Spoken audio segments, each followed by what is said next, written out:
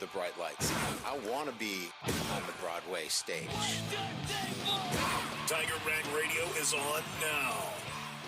We're back here on Tiger Rag Radio. Jeff Palermo, News and Sports Director of Louisiana Radio Network, along with the editor for Tiger Rag Magazine, Glenn Guilbeau. And joining us now on the Max Home Hotline, it's David Murray, who covers Mississippi State Bulldog football for 247 Sports. David, thanks a lot for spending some time with us. How you doing? Jeff, Glenn, good to hear from you during this bizarre season where I'm sure you're like me. You're writing bios of potential transfer signees that will never set foot on campus. And if they do, they won't be there for long, probably. Well, I'll give you an example. I mean, Mississippi State just lost its leading receiver, Kevin Coleman, but State was his third school in 3 years, and now he's going to a fourth school, headed back to Missouri in 4 years. So, and y'all will appreciate this being with LSU as well. About when NIL started breaking out about 2 years ago and the free transfer, I told a couple football coaches, don't talk to the NFL. Go talk to college baseball coaches. First, they're going to laugh at you because they've been dealing with this for 40 years, so they're not going to show much sympathy.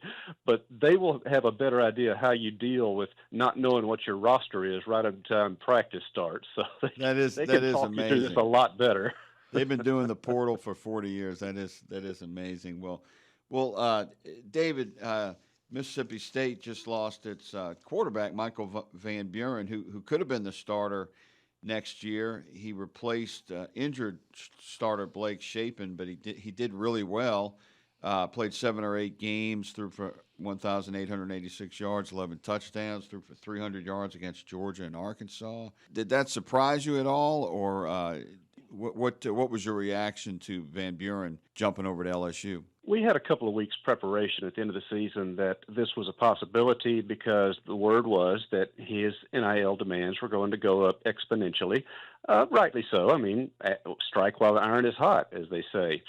A lot depended on what Blake Shapen decided to do, and he indeed will get his medical hardship and come back for another year with Jeff Lebby here at State. And, of course, remember, he was the starter when the season began. Van Buren was supposed to get some snaps, mostly redshirt. I thought he acquitted himself admirably in the games he played. And I'll just get straight ahead on what Tiger fans expect from him.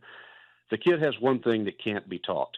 He has a beautiful touch on the deep ball. He can, on time, on target.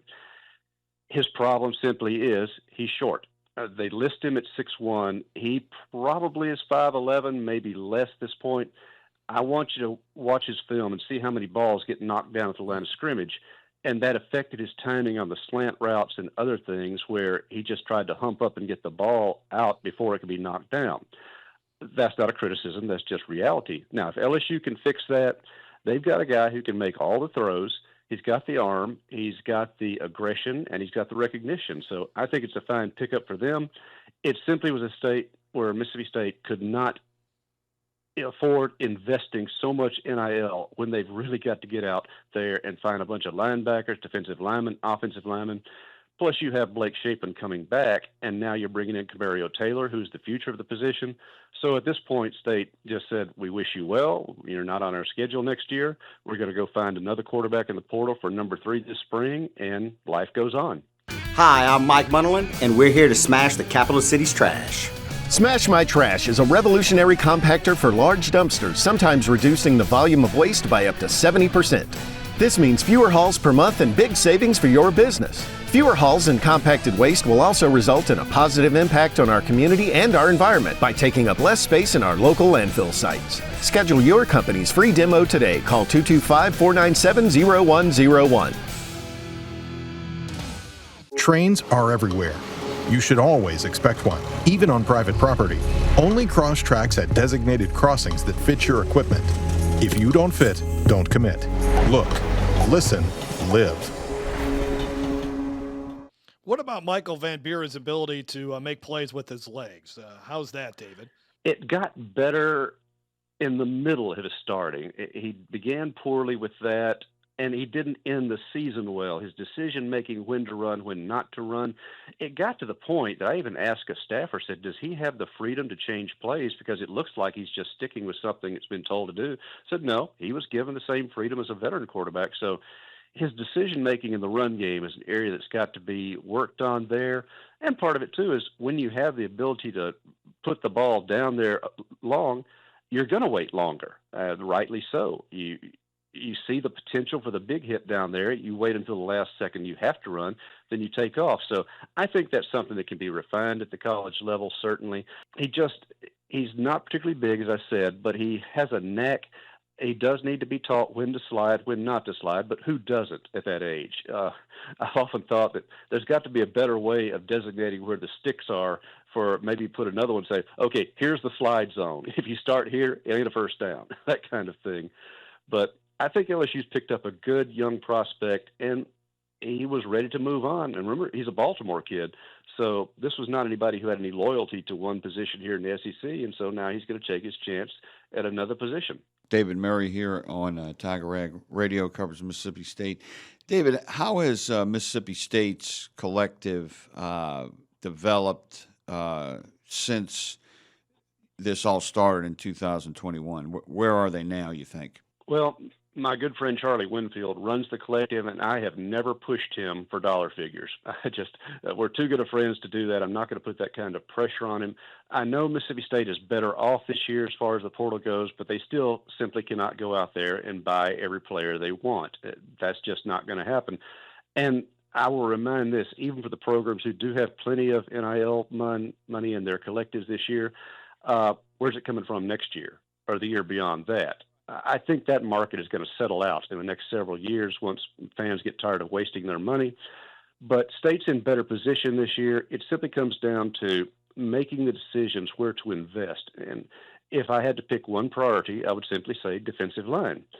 This is a program that you look at the guys in the NFL right now who epitomize State defensive line play. Well, they were all Mississippi kids. For one thing, State of Mississippi has not turned out similar players to the Chris Jones and the Fletcher Cox lately.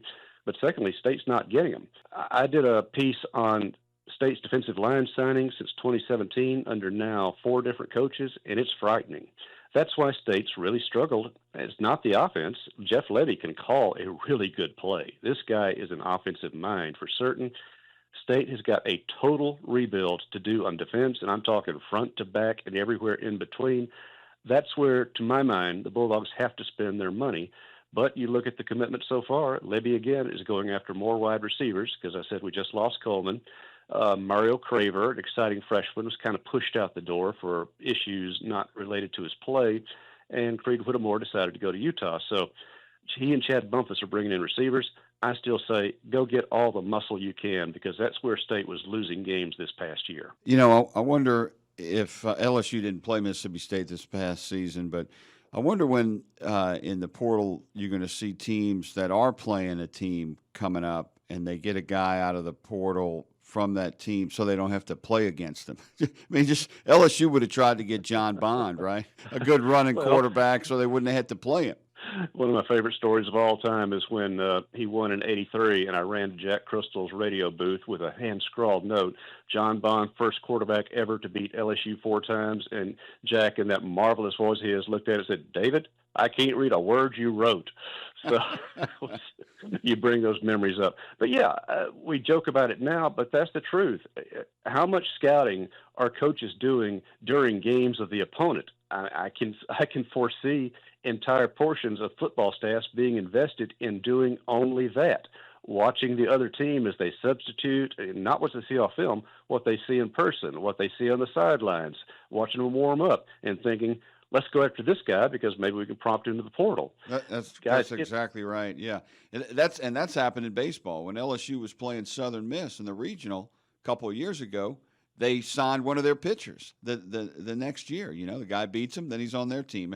LSU just signed a tight end from Oklahoma that they just played against a couple of weeks ago, Bauer Sharp. You know, in the portal. So it's a wild year. David, appreciate your time and good luck with keeping track of all this. Guys, I look forward to seeing. By the way, I know this will sting a few LSU fans, but I've got to say Mississippi State just beat McNeese by 3 points in Tupelo. Will Wade can still coach basketball.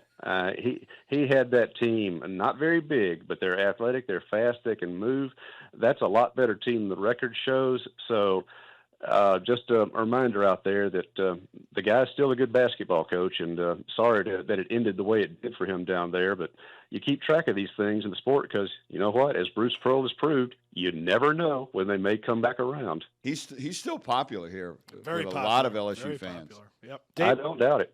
David, thanks a lot for your time, man. We really appreciate it. Good luck. Happy holidays. Guys, same to you, and hope to see you during basketball and baseball seasons. Thank you, David. It's time to start betting on yourself. Louisiana 988 can help if you're dealing with tough emotions caused by gambling habits. You can share as much or as little as you want, and it's completely confidential. It's free, available 24/7, and most people who reach out report feeling better right in the moment. Call or text 988 anytime.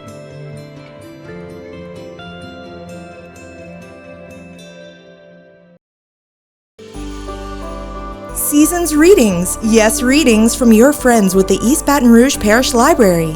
Ring in the holidays with movies shown from the plaza of the library on Goodwood. Crafts galore. Please come and browse. And what would the holidays be without music? Your East Baton Rouge Parish Library will feature several concerts with unique artists. To get the full calendar of events, go to ebrpl.com. The East Baton Rouge Parish Library.